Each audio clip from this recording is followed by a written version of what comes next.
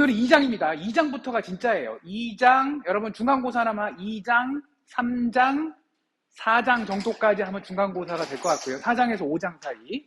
그 다음에 6장부터 이제 뒤에 가면 기말고사까지 가겠죠. 최대한 열심히 하고, 마지막 장은 뭐 가벼운 얘기예요. 뭐 이거 설계 어떻게 하고 하는 중간중간에 가벼운 얘기라서 정말 핵심은 중간고사 때까지, 여러분 그때까지만 파이팅 잘하고, 왜냐면 초반에 오늘부터 갑자기 막 수학이 막 매트릭스 나오고 막 짜증이 확 나고, 다음 3장에서 조금 이렇게 벽에 부딪힐 거예요. 나도 겪었고 걱정하지 마. 다 같이 헤쳐나가자고요. 오케이? 자, 그럼 바로 봅시다. 자, 매니플레이션은 결국 로봇 머니플레이터라고 불른다고 그랬잖아요. 로봇팔을 머니플레이터라고 했는데, 그럼 머니플레이션이면 이제 이거는 어떻게 한다라는 얘기죠. 그러니까 로봇팔을 제어하는 것을 이제 영어로 보면 로봇 머니플레이션이라고 하면 되겠죠. 그러면 로봇팔을 제어한다는 게 무슨 의미냐? 공구 또는 부품을 옮기는 작업. 그래서 우리 저번 시간에 픽앤플레이스라고 했죠. 뭐 테이블이든 어디에든 뭐가 있는 거를 뭐 카메라든 뭐에 의해서든 딱 위치를 안다는 건 뭐예요? 로봇 기준으로 봤을 때, 내 기준으로 내가 로봇 8이라고 보면, 내 기준으로 여기 내가 잡아야 될 게 어디에 있어? 그걸 이해를 하고 내 손을 거기까지 제어해서 얘를 잡은 다음에, 그 다음에 또 이 3차원 공간의 어딘가에다가 다시 그걸 옮겨 놓는 거죠. 그게 픽 앤 플레이스예요. 그러니까 로봇 머니플레이션이라고 하면 로봇팔을 제어한다 라는 의미는 이런 것처럼 픽 앤 플레이스가 대부분이에요. 그래서 첫 번째고요. 그래서 그걸 하려면 결국 뭐냐면 공구든 부품이든, 그리고 로봇팔 나든 이거의 위치와 각도, 방위를 표시해야 돼요. 그래야 내가 어디를 가야 되는지를 알고 그 다음에 그걸 어디로 옮겨야 되는지를 알 수 있잖아요. 그래서 그게 필요해요. 그래서 좌표계를 이번 챕터에서 정의를 하고 표시하는 방법, 그런 거, 그 다음에 이거를 이제 이해를 하고 나면 여기서 뭐 3차원 공간에 여기서부터 이쪽으로 가야 돼. 요걸 이해를 하고 나면 어떻게 해요? 그 다음에 이제 제어를 하겠죠. 로봇팔을 여기로 가게 하고 그 다음에 여기로 가게 하고. 오케이? 그거예요. 그래서 좌표계는 여러분 이거는 고등학교 때도 배웠어요. 직교좌표계, 그 다음에 극좌표계. 그쵸? 직교좌표계라는 건 뭐예요? 그냥 우리가 생각하는 XY Z축. 그쵸? 왜 직교예요? 직각으로 교차한다. 그래서 X축하고 Y축은 직각 90도고, 또 Z축하고도 90도고, 그러니까 서로 간에 다 90도로 직각으로 만나고 있죠? 원점에서 만나고 있죠? 그래서 걔를 직각으로 교차하는 좌표계다라고 했고, 직각좌표계는 너무 편해. 왜? 세상이 다 그렇게 돼 있거든. 사람 입장에서. 그래서 건물도 다 이렇게 위로 직각, 이거 모든 게 직각이잖아요. 여러분 주위에 건물, 책상 다 직각이죠.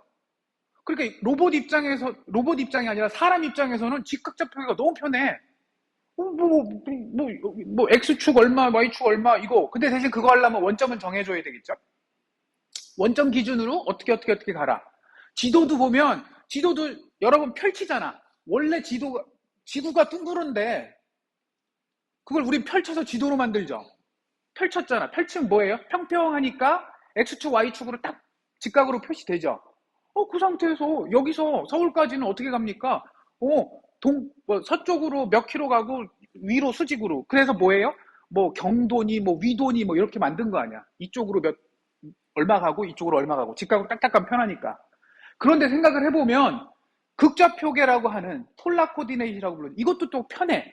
금방 얘기한 대로 여기서 서울까지 광화문까지 어떻게 가요? 그럴 때 누가 여기서 동쪽으로 2km 가고요. 그 다음에 북쪽으로 한 10km 가면 광화문이에요. 이렇게 얘기 안 하잖아. 어떻게 해요?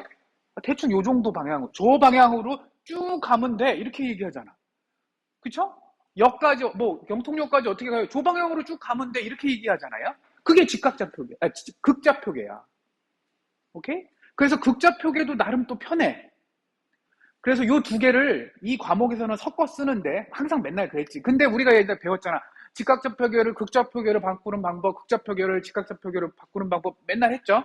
많은 과목에서 그 얘기를 했어요. 고등학교 때도 했고. 여기서는 주로 근데 직각좌표계를 써요. 그러니까 여러분들 이해하기 쉽다는 얘기지. 그런데 극좌표계가 가끔 유리할 때가 있어요. 이해는 좀 잘 안 되는 건 있어. 왜 머릿속 우리 그 사람 머릿속은 직각좌표계가 훨씬 편하거든. 그럼에도 불구하고 수학적으로 연산할 때는 극좌표계가 편한 경우가 있어요.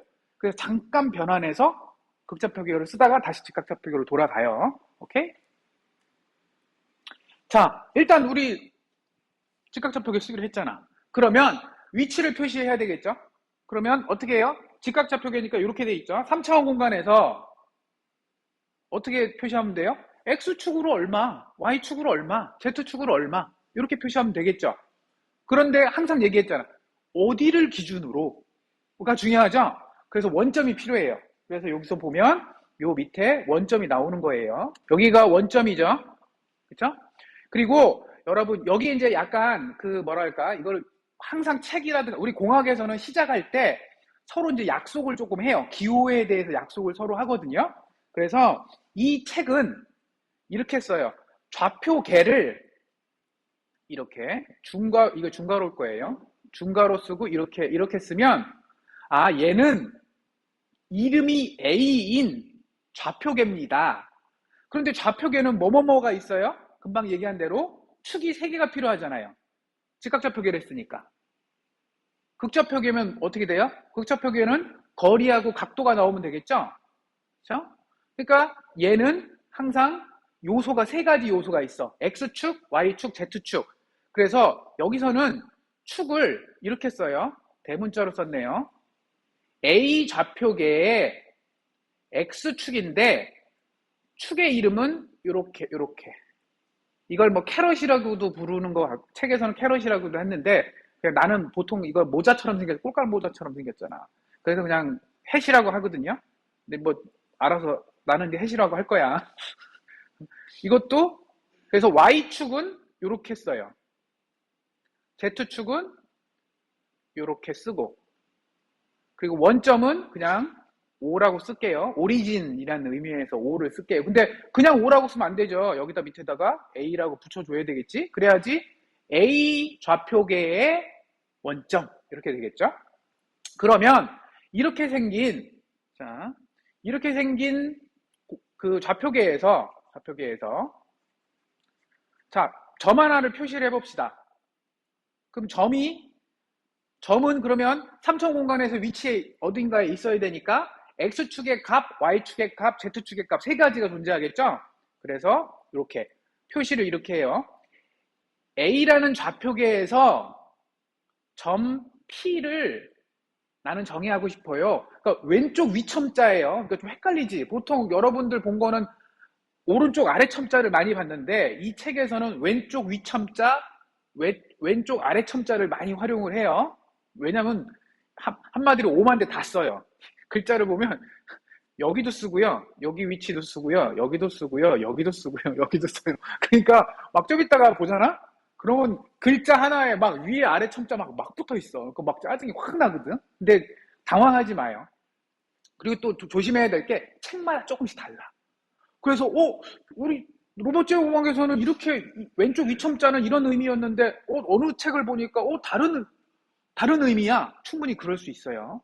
그런 거 당황하지 말고 그런데 그런 것들은 책에 보면 항상 그 얘기가 나와요.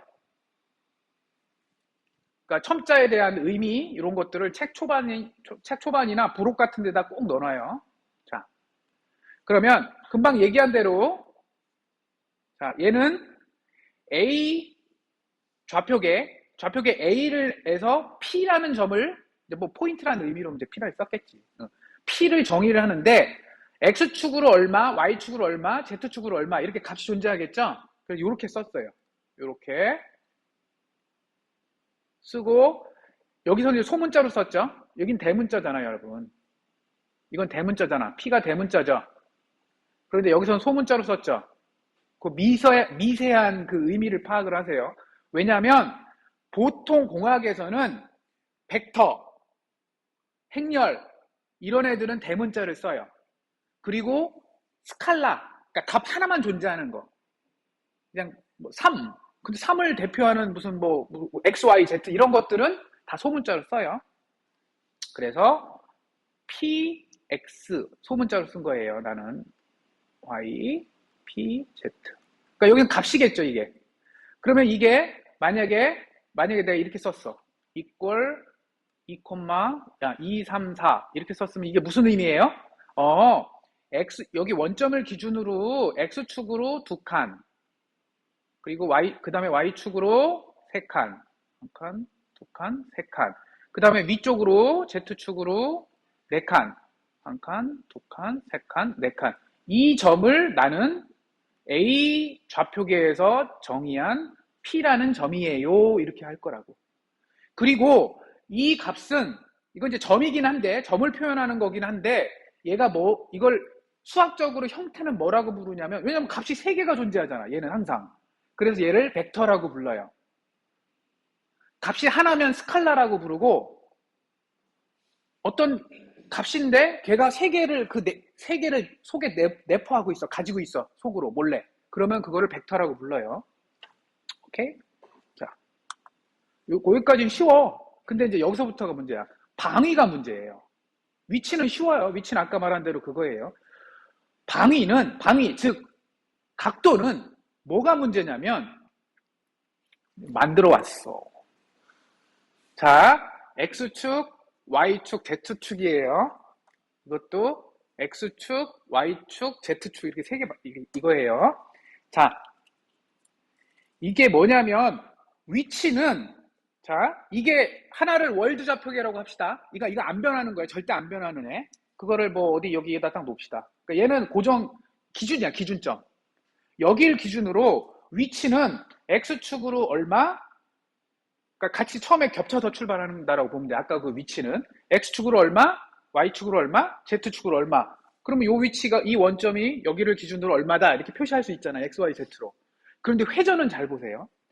회전은 X축으로도 여기서 이 상태에서 X축이 이쪽 축이고, Y축이 편하다. Y축이 이쪽이거든요. 여기 두 개가 Y축 겹쳐 있었어요. 그 Y축 방향으로 회전한다고 그러면 이렇게 돌겠죠. 이런 식으로. 그쵸? 혹은 Z축을 기준으로 돈다라고 보면 Z축이 얘니까 얘를 기준으로 이렇게 돌면 되겠죠. X축도 마찬가지고. 그런데 자, Y축으로 돌렸네요. Y축으로 돌리면 보세요. Y축은 겹쳐 있지만 X축은 여기 있던 X축이 이쪽으로 가 있고 Z축이 겹쳐 있었던 게 이쪽으로 가 있잖아요. 그러니까 이 축의 끝점을 기준으로 보면 3차원 공간에서 움직였어. 그쵸? 요 끝점을 잘 보세요. 여기 Z축인데 요 Z축의 끝점이 겹쳐 있었다라고 봅시다. 그 Y를 기준으로 이렇게 돌렸어. 이렇게 돌리면 어떻게 돼요? 3차원 공간에서 여기서 이쪽으로 갔잖아. 그치? 그럼 무슨 얘기냐면 X축 방향으로 회전하면 점들이 3차원 공간에서 움직여. 그럼 아까 말한 그 위치가 만약에 바뀌었다라고 가정하면 세 개가 바뀌었겠죠.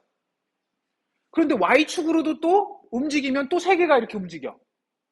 그리고 Z축으로 또 움직이면 또 3개가 움직여. 그러니까 결국 뭐예요? 9개가 움직이는 거야. 오케이? 그래서 이 그러니까 각도 혹은 방위, 요게 굉장히 어려운 거예요. 왜냐면 앞에 그 위치는 그냥 3개야. 너무 간단하잖아. 그리고 점이야. 점이라서 점은 그냥 X축 얼마, Y축 얼마, Z축 얼마, 그것만 차이만 알면 되는데,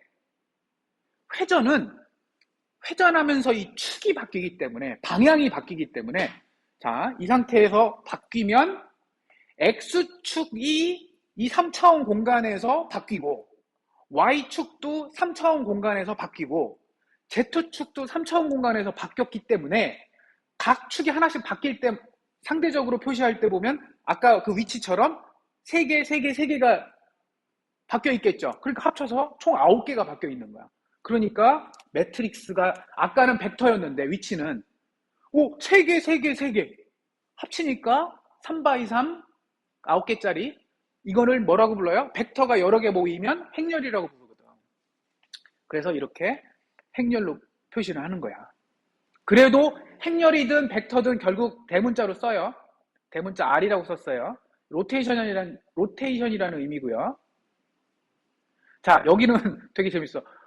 아까 요 앞장에서 보면 기준이 여기 왼쪽 위첨자였잖아요. A 좌표계를 기준으로 B 좌표계가 얼마만큼 돌았냐, 좀 이상한데, 얼마만큼 회전했냐, 이거를 회전행렬이라고 부르겠다라는 거고, 얘를 좀 쪼개본 거예요. 아까처럼 어떻게? 자, A 좌표계를 기준으로 요 X, A, 요게 아까 뭐라고 그랬죠? A 좌표계의 X축이잖아. X축을 표현하는 벡터잖아요. 얘가 과연 B 좌표계를 기준으로 봤을 때 얼마만큼 돌았느냐, B 좌표계에 의해서 얼마만큼 돌아 있느냐, 요거는 A 좌표계를 기준으로 Y 좌표계가 얼만큼 돌았냐, A 좌표계를 기준으로 B 좌표계의 Z축이 얼마만큼 돌았느냐. 그런데 아까도 얘기한 대로 이 각각이 3개씩이라고 그랬잖아요. 그래서 요게 3개예요. 요게 3개고요. 요 3개가 얘고, 요 3개, 얘가 3개를 표현하니까, 벡터니까, 요게 스칼라 3개고요. 요게 요 3개예요. 그렇죠? 그래서 얘랑 얘랑 같고, 얘랑 얘랑 같은 얘기고, 얘랑 얘랑 같은 얘기야. 근데 이거는 그냥 뭐 이렇게 이름 정한 거고, 실제 얘가 무슨 의미냐면 바로 이렇게 표현하면 돼요. 첫 번째 요 R11 얘가 무슨 뜻이냐, 얘가 무슨 뜻이냐면 바로 이거죠.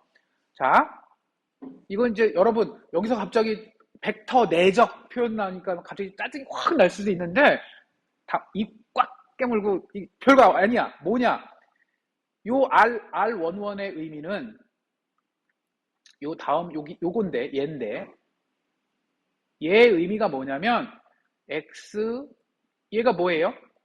B 좌표계의 X축과 A 좌표계의 X축이 얼마만큼 돌아져 있냐, 이거를 벡터 내적이라고 하는데, 벡터 내적을 하면 보통 우리가 어떻게 계산해요? 기억 안 나? 나도 기억 못해. 나 그래서 인터넷 쳐본 거야, 벡터 내적이 뭔지. 그게 뭐였냐면, 벡터 내적은 어떻게 해요? 벡터 이거의 크기와 곱하기, 이건 이제 곱하기야. A의 벡터의 했는데 또 했네. 크기와 곱하기 코사인 세타예요. 코사인 세타. 이들 사이에, 이 두 벡터 사이의 각도. 그런데 지금 XB 벡터가 뭐예요? B 좌표계에서 X축 방향으로의 단위 벡터가 정확한 이름이거든. 그러니까 얘 크기는 무조건 1이야. 단위 벡터니까. 그쵸? 방향만 표시하려고 한 거니까. 그 얘는 1이에요.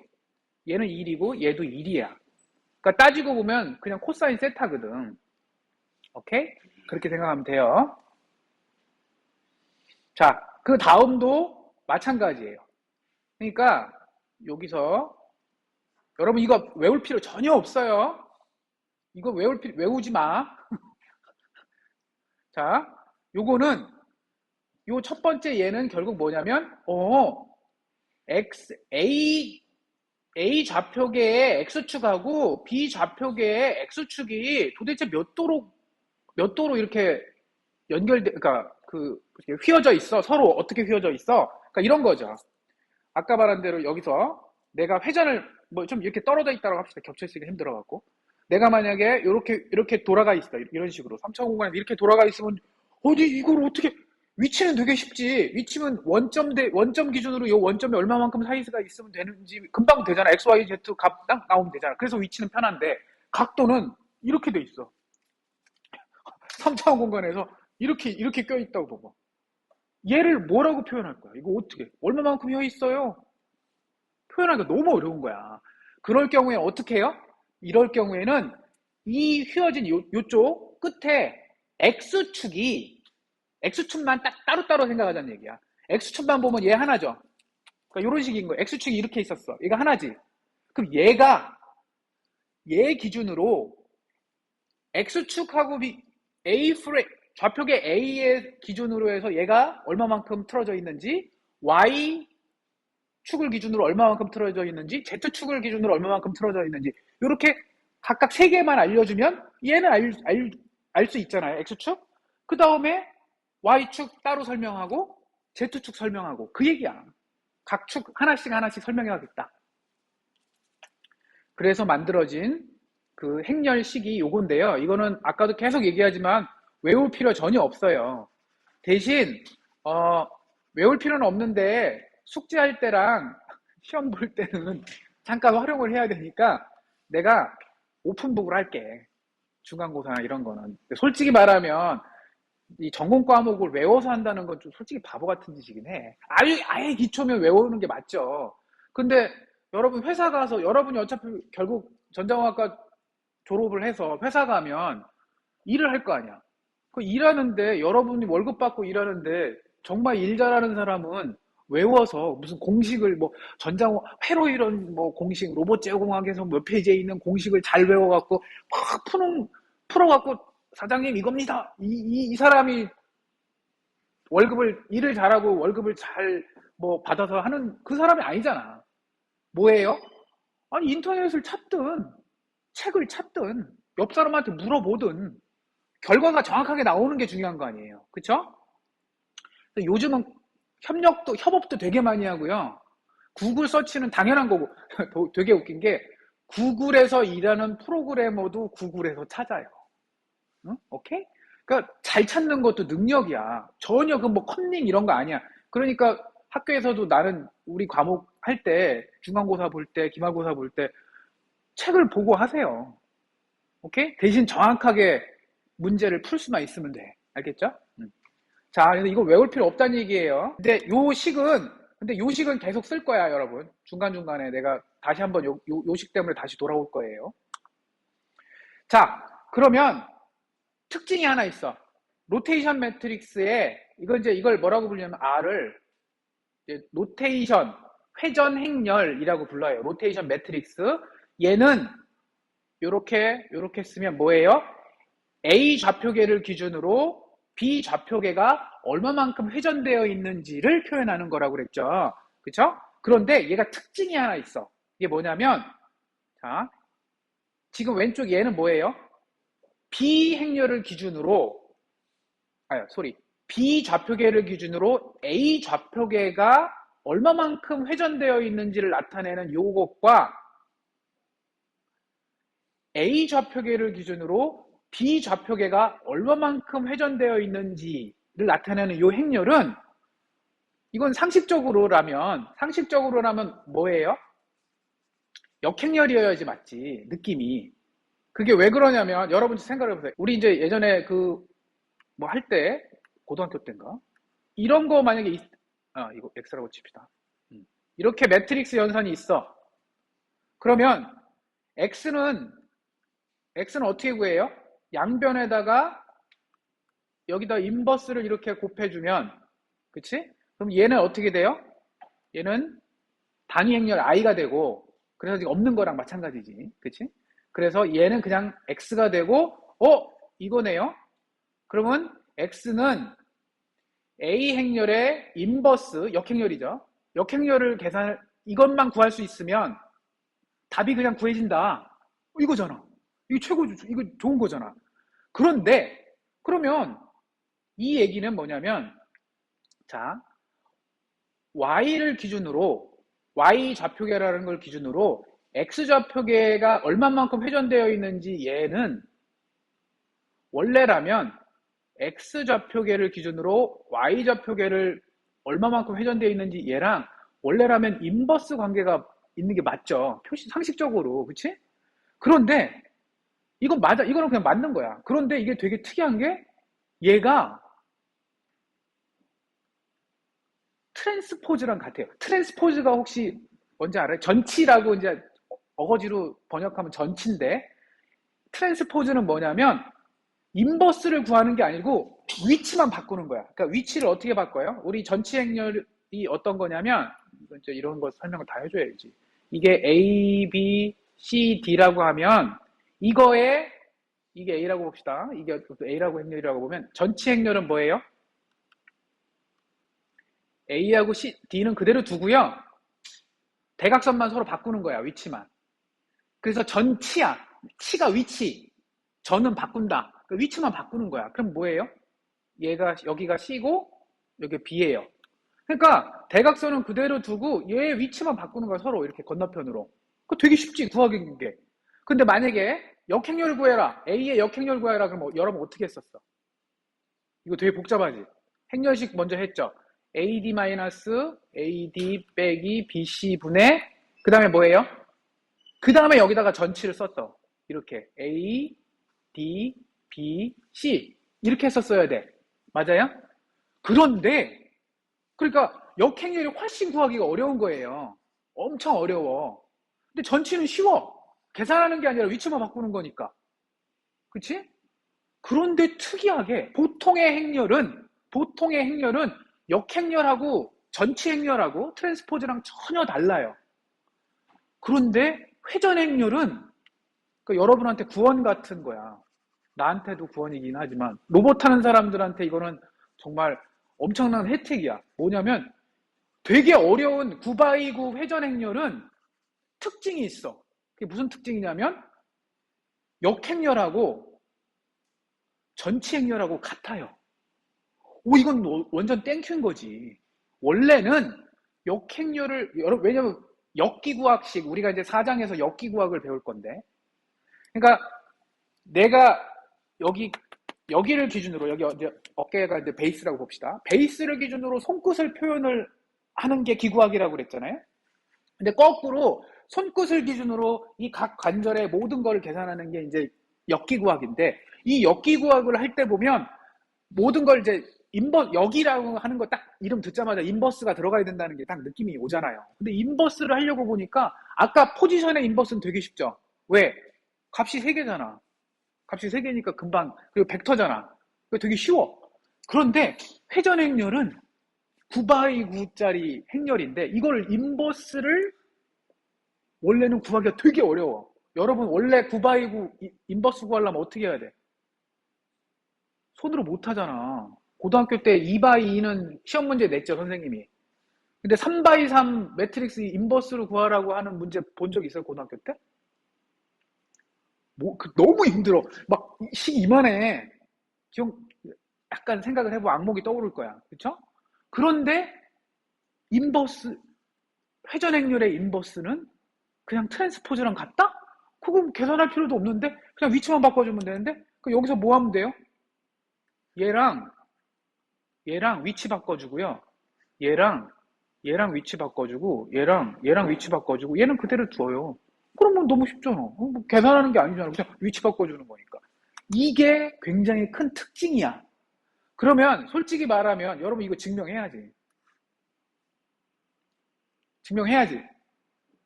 이게 막 시험에 막 나오고 보통 그랬어. 나 학부 때는 이거 증명하고 막 그랬거든. 그런데 수업 시간에 증명 안 하고요.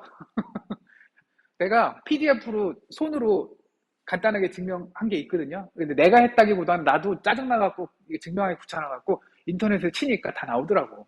내가 그 PDF 누가 네이버인지 어딘가에다 올려놨거든요. 근데 그거 캡처해서 PDF로 만들어서 저 올릴 테니까 한번 보세요. 그냥 인터넷에 가서 저 회전 행렬의 역에 관련된 뭐 이렇게 치면 그냥 엄청 많이 나오더라고. 사람들이 많이 궁금해했나봐. 오케이? 그럼 결국 뭐냐? 위치. 그러니까 결국 이거죠. 자, 얘가 그러니까 이런 거라고 보면 돼, 여러분. 얘가 어깨야. 어깨고요. 이게 어깨고. 이게 손끝이야. 손끝의 좌표계야. 얘가 어깨 좌표계고. 그러니까 처음에는 얘 상대 위치를 그러니까 표시를 해주고 싶은 거야. 손끝이 지금 내 어깨 기준으로 어디에 있어? 라고 물어볼 때. 그럼 어떻게 대답을 해야 돼요? 두 가지로 대답하는 거지. 요 어깨의 원점을 기준으로 손끝의 원점이 어디야? 이게 위치고요. 벡터로 표시하면 되고. 그 다음에 회전을 시키면 되겠죠. 그래서 이 손끝의 X축은 어깨의 이 좌표계를 기준으로 몇 도 몇 도 몇 도로 돌아가 있고 Y축은 몇 도 몇 도 몇 도로 돌아가 있고 Z축은 몇 도 몇 도 몇 도로 돌아가 있어. 이런 식으로 표현하면 되겠죠. 오케이? 그래서 이 두 가지를 합쳐야 돼요. 합쳐야지만 상대적인 그 좌표를 표현할 수 있다라는 거예요. 그래서 자, 손끝의 위치, 그러니까 원점이죠. 그것과 추가적인 벡터 3개, 왜 벡터 3개였어요? A 좌표계를 기준으로 B 좌표계의 X축과 X축이 얼마만큼 틀어져 있는지, 그 다음에 A 좌표계를 기준으로 B 좌표계의 Y축이 얼마만큼 틀어져 있는지, A 좌표계를 기준으로 B 좌표계의 Z축이 얼마만큼 틀어져 있는지를 표현하는 벡터 3개. 이건 벡터죠. 그래서 합쳐서 9개라고 그랬어요. 얘하고 이건 3개죠. 요거 3개, 요거 3개, 3개, 3개. 총 몇 개예요? 12개를 알려줘야 정확하게 내 어깨를 기준으로 여기에 위치뿐만 아니라 각도까지도 다 알려줄 수 있겠구나 라고 처음에 생각을 했어. 그러니까 그거를 이렇게 쓴 거야. 이게 뭐예요? 아까 이게 좌표계라고 그랬죠? B의 좌표계는 뭐예요? 자, A 좌표계를 기준으로 B 좌표계의 이게 ORG가요. 오리진이야, 오리진. 원점. 근데 괜히 그냥 ORG라고 써갖고 나는 처음에 보그라고 읽었다니까? 보그. 이상한데.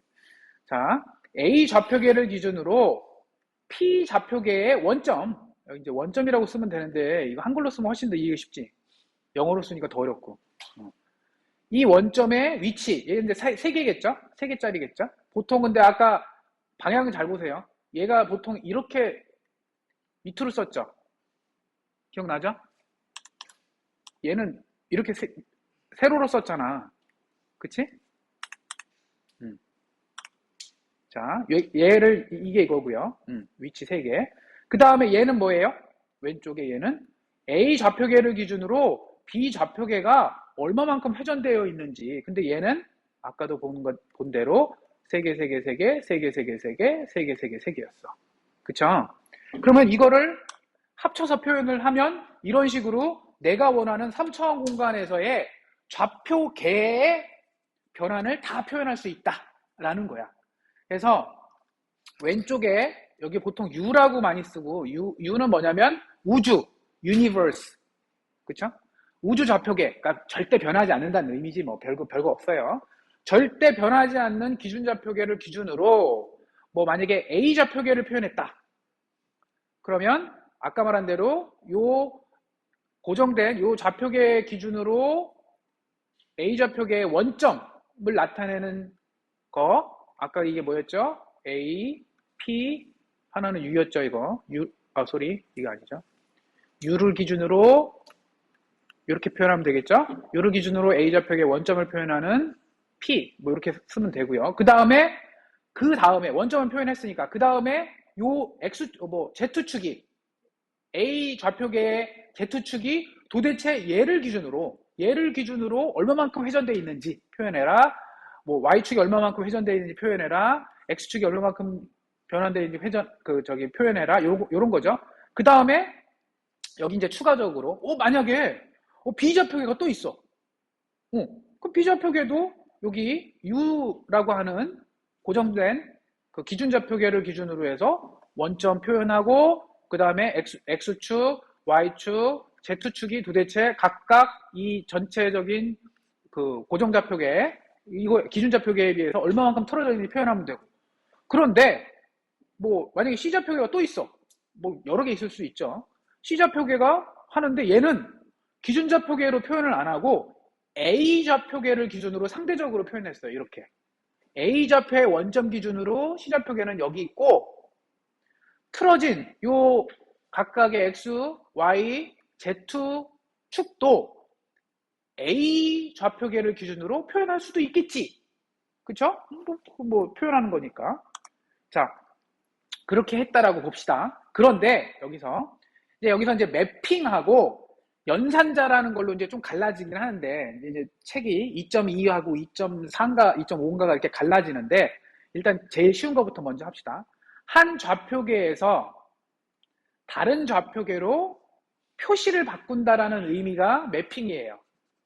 그러니까 뭐냐면 점은 여기 그대로 있어요. 이 점은 그냥 점이야. 딱 한 점이 고정돼 있어. 그런데 처음에는 그 점을 A 좌표계로 표현했어. 그럼 어떻게 표현하면 돼요? 얘는 이렇게 표현될 수 있겠죠. 점이니까. 그쵸? A 좌표계를 기준으로 점 P를 표현한 거야. 그럼 얘는 어떤 뭐 값이 3개 존재하겠죠? 이렇게. 그쵸? 뭐 X축으로 얼마만큼 떨어져 있고 Z축으로 얼마만큼 떨어져 있고 Y축으로 얼마만큼 떨어져 있고 Z축으로 이렇게 해야 되고 이렇게 돼갖고 여기 있다. 이게 되겠죠? 그러니까 이게 뭐예요? A 좌표계를 기준으로 표시한 거야. 그런데 점은 움직이지 않았어요. 점은 움직이지 않았는데 같은 그 P점을 이 점을 B 좌표계로 표현을 해보자. 그러니까 점은 움직이지 않은 거고, 야, 너 어디 기준으로 할 거야? 그러니까 여러분 여기서 나를 기준으로 내가 서울은 저기야 이렇게 얘기한 거랑 저기 어디 강원도에 사는 친구가 내 기준으로는 그 광화문이 저쪽이야 그렇게 표현할 수 있잖아요. 광화문은 그대로지만 내가 그 말하는 사람 관점에 따라서 좀 달라져야 되겠죠. 그러니까 그렇게 같은 거를 다르게 표현하는 게 매핑인 거예요. 자, 그러면 같은 점을 B좌표계로 표현하는 거를 B좌표를 기준으로 P를 한 거고 얘는 A좌표를 기준으로 P를 한 건데 이 둘 사이의 관계가 뭐냐는 거지. 그런데 요거는 잘 생각을 해보면 그냥 여러분 벡터 여러분 기억나죠? 예전에 벡터 여러분 저 고등학교 때 배웠을 때 2차원 공간에서 이런 좌표 이런 벡터가 있고요. 벡터를 그때 어떻게 표현했지? 뭐 이렇게 표현했나? 이때도 대문자로 썼었겠구나. 그 다음에 뭐 이렇게 가는 거는요. 뭐 이런 거고요. 그러면 이렇게 가는 거는 어떻게 표현해요? 뭐 이거 기억나요? 그러면 이 벡터 간의 관계는 뭐야? B는 A 벡터 더하기 C 뭐 이런 거 기억나요? 그치? 이런 것처럼 이 그림을 잘 보면 색깔을 바꿀게요. 자, 내가 지금 표현하고 싶은 건 요 빨간색으로 된 요 벡터야. 그럼 얘를 어떻게 표현해요? 그럼 나는 이건 알잖아. 그치? 근데 만약에 내가 이거를 A 좌표계의 원점과 B 좌표계의 원점 사이의 관계를 이걸 안다면 그러면 얘는 어떻게 계산하면 돼요? 서로 이 관계는 뭐예요? 이거잖아. 그치? AP, 얘는, 이 파란색 얘로 된 애는, 그치, 얘죠? 이거 더하기 이거 아니야. 근데 이게 가능한 건 벡터니까 그냥 공간상에서 막 그냥 더해도 다, 그치? 고등학교 때 한 것처럼 그냥 더하면 되잖아요. 이거는 이해가 쉽다고요. 이렇게. 원점인 경우에는. 점은 이렇게 쉬워. 항상 문제는 회전이야. 그쵸? 자, 회전이 이제 나오기 시작했어요. 그럼 회전이 포함된 이런 경우에는 어떻게 하느냐? 쉽지 않다라고는 하지만 처음에 이제 쉬운 것부터 할게요. 만약에 원점이 겹쳐 있어. 그럼 너무 쉽지. 이렇게 겹쳐 있어. 아예 처음부터 겹쳐 있었어. 그 상태에서 약간 이렇게 틀어져 있어. 이런 식으로 틀어져 있어. 그러면 아까도 얘기한 대로, 그치?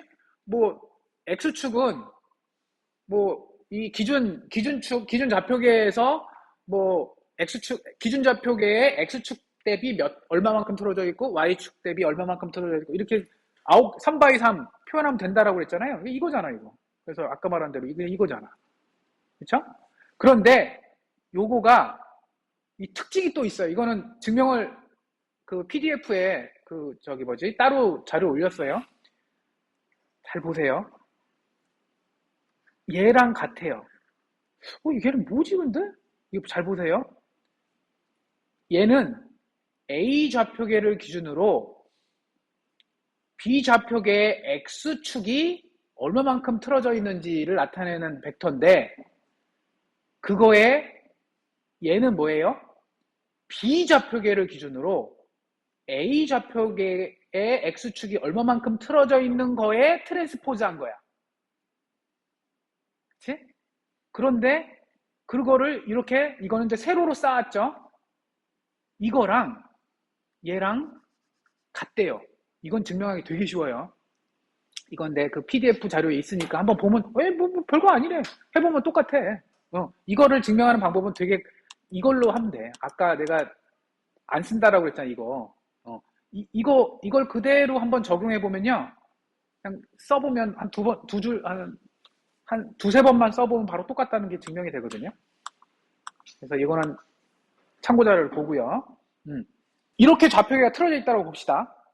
그런데 이 좌표계에서 물론 이제 한 점은 그대로 있고, 이 점을 하기 위해서는 뭐가 필요하냐면, 이 두 원점 사이에, 그러니까 이 두 좌표계의 이 틀어짐 정도가 필요한 거잖아요. 그걸 알아야 결국 아까 말한 요 연산에 의해서 그 계산이 되는 거죠. 매핑의 어떤 연산이 되는 건데, 자, 보세요. 아까 말한 대로 이 기준 좌표계를 기준으로 요 목표점이 되는 어떤 변환되려고 하는 비좌표계에 이게 얼마만큼 틀어져 있는지를 할 때 회전을 한 번에 하면 너무 어려워. 딱 봐도 어렵잖아. 그래서 하는 방법이 뭐냐면, 원점은 쉬웠죠? 원점에서 원점으로 가는 건 값 3개였으면 됐으니까. 그래서 하는 방법이 뭐냐면, 나눠서 하는 거야. 어떻게 하냐면, 이렇게 처음에 들어있던 거를 그냥 원점만 먼저 계산해 봅시다. 그럼 원점만 계산하면 요거죠. 이렇게 계산하면 되죠. 그냥 원점하고 x축으로 얼마만큼 y축으로 얼마만큼 이렇게 차이만 계산하면 되고, 그 다음에 요 원점을 이렇게 겹쳐요. 그러면 그러니까 내가 변환 x축으로 얼마만큼 y축으로 얼마만큼 z축으로 얼마만큼 하는지를 알았으니까 그걸 역으로 빼면 이렇게 겹치겠죠. 원점끼리는 겹치겠죠. 그대로 이렇게 그냥 이동해서 여기 딱 겹치는 게 되겠죠. 그럼 겹친 다음에는 아까 말한 대로 이 두 좌표계가 원점이 겹쳐 있는 상태에서 얼마만큼 틀어져 있는지는 계산이 쉬웠어. 왜? 이걸로 계산했잖아. 요걸로 계산했잖아. 저 오른쪽에 있는 걸. 지금 여기 나타내는 게 뭐예요? 원점이 겹쳐 있을 때 A 좌표계를 기준으로 B 좌표계의 X축이 얼마만큼 틀어져 있는지 이렇게 계산하는 거거든요. 그러니까 이건 계산하기가 쉬워. 그래서 이거를 나눠서 이런 식으로 원점을 겹치게 한 다음에 회전을 계산을 하면 쉽다라는 걸 이용을 한 거예요. 그래서 결국엔 되게 복잡하게 얘기를 했지만, 자, 결국 이런 식으로 회전하는, 그러니까 겹쳐 있으면 자, 이렇게 되어 있는 축과 뭐 이런 식으로 꼬여 있다라고 쳐도, 이렇게 쭉 켜 있다 해도 아까 말한 대로 이게 A 좌표계고 이게 B의 좌표계라면 이 점을 기준으로 해서 이 원점이 그냥 공통으로 묶여 있기 때문에 회전만 하면 돼요. 그래서 A 좌표계를 기준으로 한 점 P는 B 좌표계를 기준으로 한 점에다가 그냥 A와 B 사이 이 두 좌표계에 회전만 곱해주면 그냥 된다 라는 게 돼요. 그러니까 원래 한꺼번에 생각하려면 되게 어려웠거든. 다시 처음으로 돌아와서 이 좌표계를 기준으로 B라는 좌표계가 있는데, 이렇게 틀어져 있는데, 이 상태에서 내가 뭐 저 형광등을 표현하고 싶어 이러면 한 번에 계산하려면 너무 어려워. 거의 이제 어려워요. 되게 힘들어. 그런데 이거를 어떻게 계산하냐면, 저 점은 어차피 그대로 있으니까, 그렇죠? 저 형광등 위치는 그대로 있으니까 일단 얘 원점과 얘 원점 사이에 그 차이를 계산을 해요. 그 x축으로 얼마, y축으로 얼마, z축으로 얼마 나오겠죠? 오케이? 그럼 그걸 갖고 저 형광등과의 상대적인 위치는 아까 말한 벡터 연선으로 금방 구했고, 그 다음에 저 형광등이 얼마만큼 틀어져 있는지는 어떻게 계산해요? 그냥 얘를 그대로 이렇게 원점으로 겹치게 한 다음에 이 두 좌표계가 얼마만큼 회전이 틀어져 있는지만 계산한 그 회전 행렬, 그걸 이용해서 다음과 같은 요식에다가 집어넣으면 상대적인 그 좌표계 매핑이, 그러니까 좌표계가 바뀌었음에도 불구하고 같은 형광등이라는 그 위치와 각도를 표현할 수 있다. 이게 매핑이에요. 오케이? 그러면 위치도 했고 각도도 했으니까 그 두 개를 합치면 그거 이제 예제를 한번 풀어보면 되지. 그러니까 이걸 어디다 써요? 어디다 써요가 바로 이거야. 여러분. 만약에 이건 쉬운 예죠. 왜? Z축이 지금 어디예요? Z축이 이 방향이야. Z축이 겹쳐 있어요. 그러니까 이런 거지. Z축이 이렇게 여러분 방향으로 이렇게 있는 거고, 그냥 이렇게 살짝 얘만 이렇게 돌아간 거야. 이런 식으로. 그쵸? 그럼 되게 편한 거죠. 그러니까 원점이 겹쳐 있으면 되게 좋은 거야. 이 점이 하나 그냥 고정되어 있는 거예요.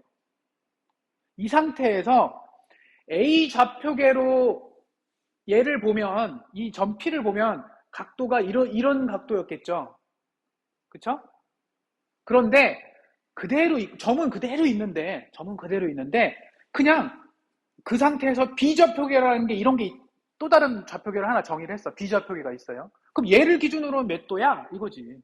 그럼 얘를 기준으로 보면 벌써 이만큼 틀어져 있기 때문에 뭐 각도가 뭐 Y축이랑 일치하는데?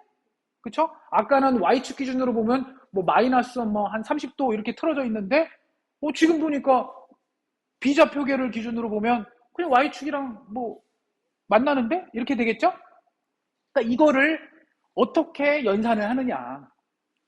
이게 바로 회전행렬을 이용하면 바로 된다. 회전행렬을 어떻게 구해요? A 좌표계와 B 좌표계의 상대적인 회전인데, 그러니까 A 좌표계를 기준으로 B 좌표계가 얼마만큼 틀어져 있느냐를 표현하는 건데, 이 식이 그럼 어떻게 나왔겠어요? 이 식이 얘가 뭐라고 할까?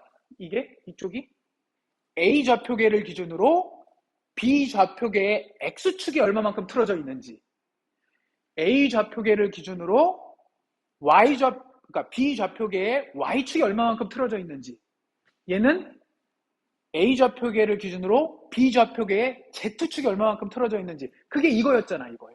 요거 있잖아. 아까 또 갖고 왔죠? 이거를 연산을 한 거야. 근데 너무나 다행인 건 Z축이 겹쳐 있죠. 두 축이 겹쳐 있으면 어떻게 돼요? 각도가 세타가 0이잖아. 세타가 0이면 뭐야 이거? 이게 뭐예요? B 좌표계의 Z축과 A 좌표계의 Z축이 벡터 내적을 하면 어떻게 돼요? 곱하기 1 곱하기 1 곱하기 한 다음에 코사인 0도잖아. 그럼 코사인 0도가 얼마예요? 1이잖아요. 그러니까 이게 1이지. 그럼 얘는 B 좌표계의 Z축과 A 좌표계의 Y축 연산을 하면 어떻게, 물론 여기 있는 건 다 크기는 다 1인데 각도만 중요한 거지. 0도냐 90도냐 뭐 이런 거겠죠? 그러면 Z축하고 Y축하고 이 Z축하고 Y축은 무조건 90도지 뭐. 그치? Z축은 이 방향이잖아요 지금. 화면을 뚫고 나오는 방향이죠? 그럼 얘 X, Y, Z X, Y, Y 다 90도지. 코사인 90도면 얼마예요? 0이잖아. 그래서 얘네들이 다 0, 0. Z 들어가면 다 0, 0 나왔어. 그래서 Z 들어간 거 다 0, 0이죠. Z 들어가면 다 0 나왔죠. Z 들어가면 0 나왔고, Z 들어가면 0 나왔고, Z 들어가면 0 나왔고. 얘는 왜 1이에요? 둘 다 이 방향으로 나왔으니까 각도가 딱 겹쳤잖아. 그러니까 1이지. 그럼 나머지 이 4개가 문제죠? 4개는 조건이 뭐예요? Z축을 중심으로 30도 회전했대요. 그러니까 둘 사이를 이렇게, Z축이 어딨어? 이렇게 있었던 거를 이렇게 살짝 틀어놨대. 이렇게 살짝. 그치? 이게 회전한 거죠. 그러면 어디가 30도? 요만큼 여기가 30도야. 여기가 30도. 여기가 30도야. 여기가 30도. 그치? 그럼 계산을 어떻게 해요?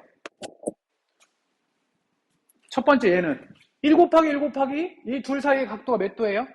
코사인 30도. 그쵸? 그 다음에 얘는 근데 잘 보세요. 여기 조심해야 돼. 이렇게 30도잖아. 이렇게 30도고. 그래서 XB하고 XA 방향이잖아. 각도가 항상 여러분 오른손 법칙이라고 혹시 알아요? 오른손 법칙? 각도는 항상 축을 기준으로 해서 이 방향이 양의 방향이라고 봐요. 이거는 거의 전 세계가 다 약속을 했어. 이건 약속한 거야. 이거 무슨 절대적인 원리가 아니고, 야, 우리 회전 방향은 어디가 양이냐? 이 방향을 양으로 하자. 그러면 Z축이잖아요. 얘가 지금 Z축을 기준으로 돌았죠. 이 방향으로 이렇게. 그쵸? 이렇게 돌았어요. 그래서 이쪽 방향으로 30도가 생긴 거지. 이렇게. 30도가 이 방향이잖아. 이게 30도. 이렇게 돌았잖아. 이렇게. 30도. 30도. 그런데 얘는 B에서 좌표계 B의 X축에서 좌표계 그러니까 A의 X축으로 얼마만큼 그 둘의 내적이니까 자 반대 방향으로 갔죠? B에서 A로 계산했잖아. 이렇게 갔잖아. 그래서 코사인 마이너스 30도예요. 물론 의미는 없어요. 무슨 의미가 있어? 그치? 코사인 30도나 코사인 마이너스 30도나 똑같은 얘기죠. 계산하면 0.866 나와요. 그 다음에 YB하고 XA는 YB가 어디 있어요? YB가 이거잖아. 얘랑 XA 얘잖아. 이 각도가 몇 도예요? YB에서 아까도 얘기한 대로 뭐 각도가 의미가 없어서 90도 하고 30도 더하면 얼마죠? 120도죠? 코사인 120도는 뭐랑 같아요? 사인 마이너스 30도인가? 그쵸? 맞죠? 음의 값 같죠? 그래서 여기 써있는 대로 마이너스 0.5 그런 식으로 계산한 거야. 이렇게 다 계산을 해보니까 이렇게 값이 여기가 같고 여기는 0, 0, 1, 0, 0 그럼 이거 갖고 이 회전행렬 구한 건 이제 이해가 좀 되죠. 어느 정도. 그럼 이거 갖고 뭐 어디다 써먹어? 회전행렬 힘들게 구바이고 만들어놨는데 이게 뭐 어디다 써먹어가 한번 알아놓으면 너무 좋은 게 자, 이 점이 그냥 뭐 있는데 이거를 A 좌표계를 기준으로 혹은 B 좌표계를 기준으로 내가 마음껏 표현할 수가 있는 거야. 이 점을 처음에 B 좌표계로 알려줬어, 여러분한테. 이 점은 B 좌표계를 기준으로 보면 X축으로는 0이고, 안 갔죠? 이쪽으로 안 갔고. Y축 방향으로만 2야. 그러니까 이만큼. 이게 2야. 그 Z축은 당연히 이제 0이겠죠? 0,2, 0이야. 이렇게 알려줬는데, 그거를 A 좌표계로 표현해봐. 라고 했을 때, 금방 저 연산에다가 그냥 이거 한번 구해놓고 나면, 이거에다가 탁 곱하면 바로 저게 띵 나온다고. 그러면, A 좌표계를, 같은 점인데 A 좌표계를 기준으로 보면, 얘는 마이너스 1, 그 다음에 플러스 1.732의 값으로 표현이 돼. 라는 거지. 그러니까 여러분 회전행렬을 막 너무 이해하기가 너무 어려워요. 괜찮아요. 그냥 여기서 말하는 회전행렬은 두 좌표계 사이의 각도의 관계야. 그냥 한마디로 쉽게 생각하면. 오케이? 그리고 그래서 이거는 이제 여러분 막 지금은 이렇게 개념만 이해를 하면 되고 나중에 실제 활용하는 방법은 이제 계속 나오니까 그거를 몇 번 활용하는 걸 조금 하다 보면 이거 쓸모가 있네? 이런 생각을 할 거예요. 알겠죠? 자, 그러면 아까 말한 이 두 가지를 합치는 거야. 매핑이라고 하는 건 결국에는 위치 움직이는 거랑 이렇게 자, 위치 움직이는 거랑 회전하는 걸 한꺼번에 하는 거예요. 그러니까 아까 이게 뒤에 나왔구나. 앞에 나왔어야 되는데. 자, 보세요. 그래서 요거를 이렇게 3차원 공간에서 여기 기준 대비 이거 녹화하는 게 편하겠다. 여기 기준이고 얘가 3차원이 여기 있어. 이렇게. 그쵸? 이게 손끝이에요. 이걸 표현하고 싶은 거야. 이 펜의 방향. 펜의 방향을 표현할 때는 펜 끝에 점은 3차원으로 나오고요. X, Y, Z로 하면 딱 나오겠죠? 그 다음에 내가 방향이 있잖아요. 이 방향. 그럼 이 방향이 여기를 기준으로 보면 X축으로 얼마, Y축으로 얼마, 여기를 기준으로 X축 얼마, Y축 얼마, Z축 얼마로 회전되어 있다. 이거랑 완전 같은 점인데 이거랑 완전 다르잖아요. 그죠? 그래서 각도를 이렇게 표현하는 거야. 3x3 매트릭스를 아니, 그죠? 3x3 매트릭스를 표현한 거예요. 오케이? 그런데 같은 이 펜의 위치와 각도를 또 다른 좌표계가 띵 나와서 이 좌표계 기준으로 표현을 하고 싶어요? 이게 매핑이라고 불렀죠. 그러려면 어떻게 하면 된다고요? 바로 그러니까 얘를 기준으로 요 상대 위치를 지금 알고 싶은 건데, 이걸 계산하는 방법은 아까 말한 뭐예요? 얘는 신경 처음에 안 쓰고 잠깐 얘하고 얘 사이 원점 사이의 관계와 이 좌표계와 이 좌표계의 회전하는 이 것만 알면, 내가 이거에 대한 건 알았잖아. 이건 알고 있었는데 이 둘 사이의 관계를 계산하는 방법이 이 둘 사이의 관계만 알면 된다. 좌표계와 좌표계 사이의 상대적인 위치와, 근데 물론 원점이겠죠. 원점의 상대적인 위치와 이 축의 이 휘어진 회전하는 정도를 알아놓으면 이 점을 처음에는 이것만 알았는데, 야, 이걸로 표현해봐. 그럼 바로 계산이 되고, 이걸로 표현해봐. 그럼 또 계산이 되고, 이걸로 계산해봐. 이거 돼요. 근데 그 이유가 뭐겠어? 그 이유가, 여러분, 이게 이유를 알아야 돼. 뭐냐면, 자, 내가 이 물건을 잡아야 돼요. 이 물건을 잡아야 되는데, 이 물건은, 자, 좌표계가 딱 있어요. 여기다 이 물건을 잡아야 돼. 이 물건까지 가세요라고 하는데, 나는 이제 카메라가 보통 베이스에 달려 있겠죠? 카메라와 제 위치는 아까 말한 대로 프레임, 그러니까 A 좌표계, 내 눈에 A 좌표계를 기준으로 얘 위치는 안 변하잖아. 알지? 딱 알고 있죠? 응?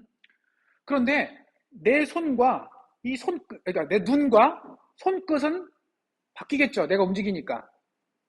근데 결국 내가 하고 싶은 건 뭐예요? 손끝이 저기로 갔으면 좋겠지. 그게 핵심이잖아. 얘 둘 사이의 관계를 빨리 알아야 내가 머릿속에서 야, 손끝아, 저쪽으로 가야 돼. 이렇게 가, 저렇게 가, 이렇게 제어를 할 거 아니야. 그런데 눈하고 얘는 알아요. 그러면 뭐만 알면 돼요? 눈하고 얘 사이만 알면 얘는 알 수 있다는 얘기잖아, 지금 저게. 그치? 그래서 이번 장에서는 그 좌표, 매핑에 대한 계속 얘기를 하고, 이 다음 3장에서는 무슨 얘기를 할 거냐면 눈과 손끝의 관계를 표현하는 방법을 할 거야. 그럼 뭐야? 이 두 개는 고정되어 있어요. 고정돼서 다 알아요. 이 두 개는 변하긴 해. 솔직히 말하면 얘는 계속 변하잖아. 손이 움직이니까. 변하지만 아무튼 변하니까 변수로 표현되겠지. 상수가. 이건 상수고 이건 변수로 표현되겠지만 그래도 뭐 아무튼 저런 벡터 뭘로 표현하겠지. 그래서 하면 이 손끝이 저쪽으로 가기 위해서는 어떻게 해야 된다라는 게 계산이 돼요. 그게 그게 이제 인버스, 그러니까 역기구하기이긴 한데 아무튼 그런 식으로 계산하려고 하는 거야. 오케이? 스토리가 이어지죠? 그래서 아까 앞서 설명한 두 개를 합친 거야. 뭐예요? 자, A라는 점이 있다. 이 점을 표현할 때 B좌표계로 표현하고, B좌표계에 대한 정보를 알고 있어. 어떻게? 내가 이걸 알아. B좌표계의 원점을 기준으로 얘의 위치를 알아. 그러니까 요거죠. BP. 이걸 알고 있어. 그건 알고. 그 다음에 뭘 알아야 돼요? A 좌표계와 B 좌표계 사이에 얼마만큼 틀어져 있는지를 알아야 되고, 그 다음에 또 뭐예요? A 좌표계와 B 좌표계의 이 원점의 차이를 알면, 그쵸? 그러니까 뭐예요? 좌표계의 원점의 차이, 얼마만큼 틀어져 있는지를 알면, 이 점을 얘를 알고 있으면 얘를 구할 수 있고, 얘를 알고 있으면 얘를 구할 수 있고, 이런다는 얘기지. 이 둘 사이에, 이 좌표계 사이에 상대적인 위치와 상대적인 회전, 얼마만큼 틀어져 있는지를 알아놓으면 언제든 요것도 알고 요것도 알고 서로 하나를 알면 하나를 알 수 있다라는 컨셉이에요. 그래서 요 첫 번째 식이 굉장히 중요한 요 식이에요. 오케이? 그런데 이거를 결국 이게 무슨 얘기냐면 이건 이제 의미로 이제 넘어갑시다. 의미로 넘어가면 자, P라는 점이 있는데 3차원 공간에 점이 있고 뭐 이렇게 이 좌표계가 이렇게 틀어져 있다고 봅시다. 뭐 점이든 뭐든 뭐가 있어. 점이라고 합시다. 그냥 점이 있어요. 그게 있어.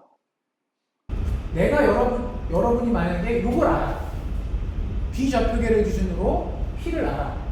그러면 뭔가 어떤 매트릭스를 이런 특징과 이런 특징을 한꺼번에 아우르는 뭐가 있어서 이런 매트릭스를 한번 딱 곱하면 탁 변환이 탁 되는 이게 있었으면 좋겠지.